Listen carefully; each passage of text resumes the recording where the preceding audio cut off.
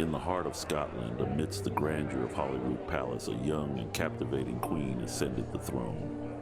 Mary, Queen of Scots, with her dark eyes and luminous beauty, was the epitome of royal elegance.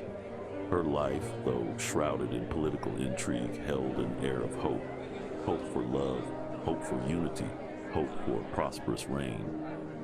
Surrounded by suitors from noble families across Europe, Mary's gaze fell upon one man who captured her heart like no other, Lord Henry Stuart, also known as Lord Darnley. Darnley was everything a queen could desire: tall, strikingly handsome, and with a charm that could melt even the coldest of hearts. His golden hair, fine features, and regal demeanor made him seem almost a mirror image of Mary herself, two figures who shared royal blood and noble lineage. From the moment their eyes met across the bustling court, there was an undeniable spark, a pull that neither could resist. Their courtship, set against the backdrop of grand balls and secret garden walks, blossomed into a whirlwind romance that promised to unite their fates in more ways than one. Yet beneath the surface of their growing love, the wheels of ambition and power began to turn. This wasn't just a marriage of the heart. It was a union that could strengthen Mary's claim to the English throne. For Mary, the thought of combining their royal bloodline seemed like a dream, but little did she know that this dream would soon turn into a nightmare of betrayal and tragedy. Their wedding was a spectacle of royal grandeur, a celebration befitting a queen and her dashing prince. The towering spires of the cathedral echoed with the sound of church bells, and the streets of Edinburgh were lined with cheering crowds. Draped in a gown of white silk and gold, Mary was a vision of regal grace, while Darnley stood proudly beside her in his finest attire, a crown of ambition gleaming in his eyes. It was a day filled with hope and promise, as Scotland rejoiced in the union of its queen with a man who seemed to be her perfect match. But as the honeymoon glow faded, the harsh realities of royal life began to take their toll. Darnley, intoxicated by his newfound power, began to crave more authority, more influence, more control. He saw himself not as a consort, but as a king in his own right, and with that desire came a growing tension between husband and wife. The passionate love that had once brought them together now simmered with conflict, as Mary struggled to maintain her authority while Darnley sought to assert his own. Their once harmonious marriage became a battlefield, with each trying to outmaneuver the other in a dangerous game of power and control. Darnley's frustration turned into resentment, and soon he began to conspire with others at court, aligning himself with those who sought to weaken Mary's rule. The very man she had trusted with her heart had now become a threat to her crown. As Darnley's ambitions grew, so did his willingness to betray the very queen he had once vowed to love. The halls of Holyrood Palace, once filled with the sound of laughter and music, now echoed with whispers of conspiracy and treachery. Darnley, fueled by his desire for power, began to plot with those who wished to see Mary's downfall.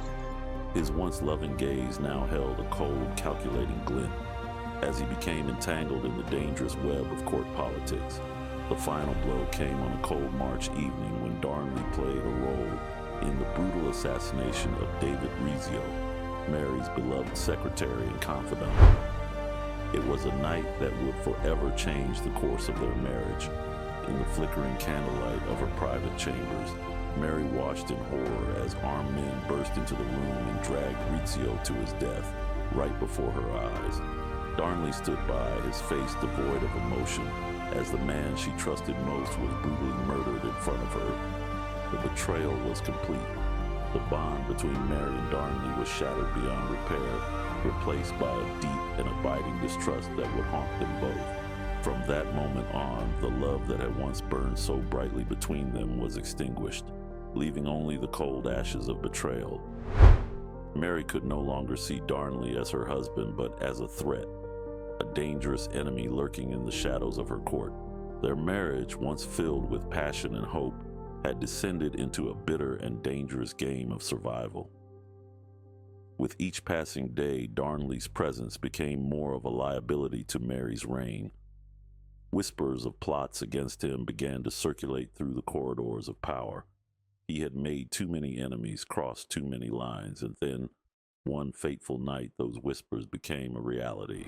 Kirk O'Field, the house where Darnley had taken refuge, was rocked by a sudden explosion that shattered the night. Flames engulfed the building and debris was scattered across the grounds. Though Darnley miraculously escaped the blast, his fate was sealed. In the quiet of the early morning, his lifeless body was discovered in a nearby garden, strangled, a cruel and final twist in the tragic tale of his life. The mystery of his death has never been fully solved, but many believed it to be the result of a conspiracy, perhaps even with Mary's tacit approval. The queen who had once loved him now stood alone, her heart heavy with the burden of a marriage that had ended in betrayal and bloodshed. The tragic romance of Mary, Queen of Scots and Lord Darnley, had come to its inevitable and sorrowful conclusion. The story of Mary and Darnley did not end with his death, but rather, it became a part of the larger tapestry of Mary's tragic life. The queen, once filled with hope and ambition, now found herself increasingly isolated and vulnerable. The betrayal she had suffered, both personal and political, left deep scars that would follow her for the rest of her days.